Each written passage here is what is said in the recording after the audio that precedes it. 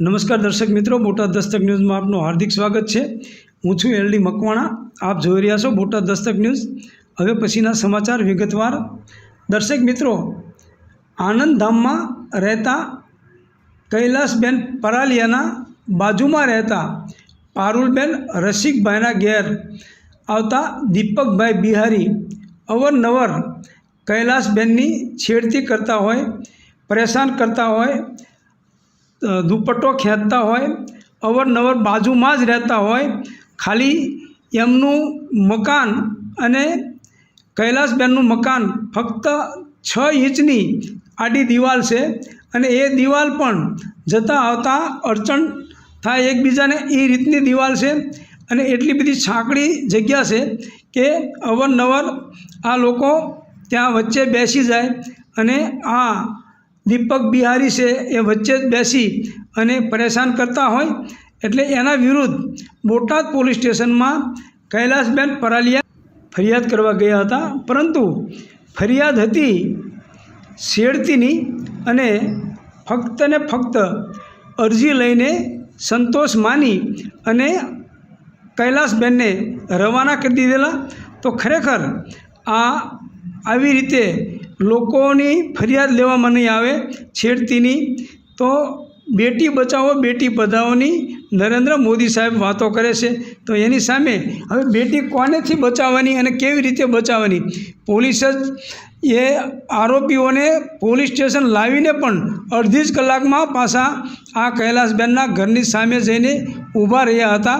તો ખરેખર આ બાબતે યોગ્ય કાર્યવાહી કરવી જોઈએ એવી બોટાદ એસપી ધર્મેન્દ્ર શર્મા સાહેબને હું વિનંતી કરું છું બોટાદ દસ્તક તરફથી। Botad Dastak news, LD Makwana, Botad. આપનો પરિચય? મારું નામ કૈલાસ ઘનશ્યામભાઈ પરાલિયા। શું ક્યાં રહો છો તમે? ગઢડા રોડ, આનંદધામના 3જા ગેટ, બોટાદમાં? બોટાદ। શું પ્રશ્ન બન્યો છે? મારી યારે છેડતી રોજ અવારનવાર કરતો હતો। કોણ? રસિકભાઈ પારુલબેનના ઘરે એક સાહેબ આવે છે જે રેલવેમાં નોકરી કરે છે, એ એમના ઘરે રોજ આવે અને અવારનવાર મારી છેડતી કરતા હતા। રોજ દિવસે આવે, રાતે આવે, ગમે ત્યારે રાતે આવતા હતા। અમારા બાજુમાં એક વંડી થાય છે, એ વંડીએ બેવીને ઇશારા અને હાથ પકડીને એવું બધું કરતા હતા। પછી મેં મારા મમ્મીને વાત કરી। મારા મમ્મી જ્યારે એ સાહેબ એમના ઘરે આવ્યા રેલવેના, ત્યારે અહીંયા કહેવા ગયા કે ભાઈ તમે આવી રીતે કરો છો અમારી છોકરી હારે, ત્યારે એને એમ કીધું કે ના, એ કે અમારે તો થશે જ, તે તમારે જે થાય ને કરી લેજો, અને હું તો રેલવેનો સાથ છું, હું ગમે એ કરી શકું, અને તમે બહુ વધારે આવા કરશો ને તો અમે તમને છે ને દિલ્હી સુધી પહોંચાડી દઈશું, આ રહી નહીં શકો। પછી તમે ફરિયાદ કરી? પછી મેં 112માં ફોન કર્યો, ત્યારે એ પોલીસ સાહેબ આવ્યા અને લઈ ગયા અને એમ કીધું કે ભાઈ આને દારૂ પીધેલો છે, તો એને એમ કીધું કે આ મેં દારૂ પીધો છે એટલે મારથી આવું બધું બોલાઈ ગયું। પછી પોલીસ સાહેબે એમ કીધું કે સારું, કે તમે ગાડીમાં બેસી જાઓ, જે કાર્યવાહી થતી છે એમ કરશું, એમ કરીને લઈ ગયા। અને મેં કીધું સાહેબ મારે હારે આવવાનું હતા, કે ના તમારી કંઈ જરૂર નથી।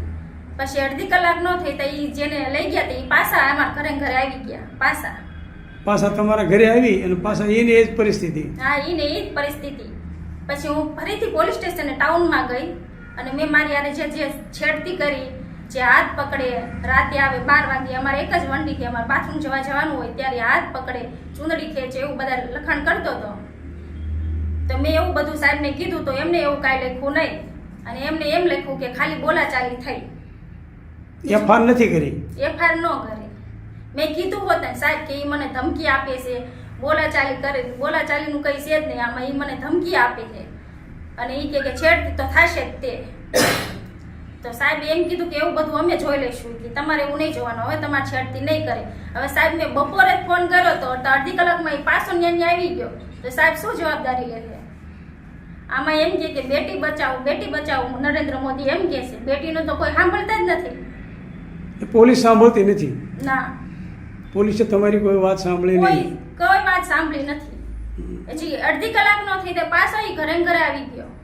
બરાબર, જેની ઉપર તમે આરોપ લગાવ્યો, જેની ઉપર મેં આરોપ લગાવ્યો એ પાછો આવી ગયો, અને જાય એનું ખુદનું ઘરે નથી, કોકના ઘરે આવે છે। પારુલબેન રસિકભાઈ એના ઘરે આવે છે। એમના પતિ છે પારુલબેનના? પારુલબેનના પતિ રસિકભાઈ એમના ઘરે જ આવે છે. એટલે રસિકભાઈ છે અહીંયા હા અહીંયા જ છે. છે? તોય આવે. એફઆર હું લખાવા જઈ તો મેં છેડતીનું કીધું તો એવું કાંઈ કેસમાં લખ્યું નહીં, ખાલી એમ લખ્યું કે બોલાચાલી થઈ હતી, અમે સમજાઈ દઈશું. મેં ત્યાં સુધીનું પૂછ્યું કે સાહેબ આ કેસ કોર્ટમાં જશે તો કે ના નહીં જાય. એફઆઈઆર થઈ હોય તો કોર્ટમાં જાય? હા તા કે ના ઈ અમે એમાં રીતે કરી નાખશું કે તમારું નામ નહીં લે. સાહેબ નામ ન લે તો અડધી કલાકમાં પાછો થોડો આવી જાય. એ વાત ખરી છે. હે? ઓછામાં ઓછું અઠવાડિયું તો ન અને આવે મારા ને? ઘરના બધાને ધમકી આપી કે તમે રહી નહીં શકો, બહાર કામે જાય એને હું રહેવા દઉં, એવી બધી સાહેબ ધમકી આપે છે. તો અમારે કંઈ કરવાનું જ નહીં. આમાં ઘરના કંઈક થયું હોય તો એની જવાબદારી કોણ લેશે? એટલે બિહારી છે બિહારનો છે ઈ અને સાહેબ, રેલવેમાં નોકરી કરે છે. રેલવેમાં નોકરી કરે છે. અને મારા ઘરના કંઈક થશે એની જવાબદારી કોણ લેશે?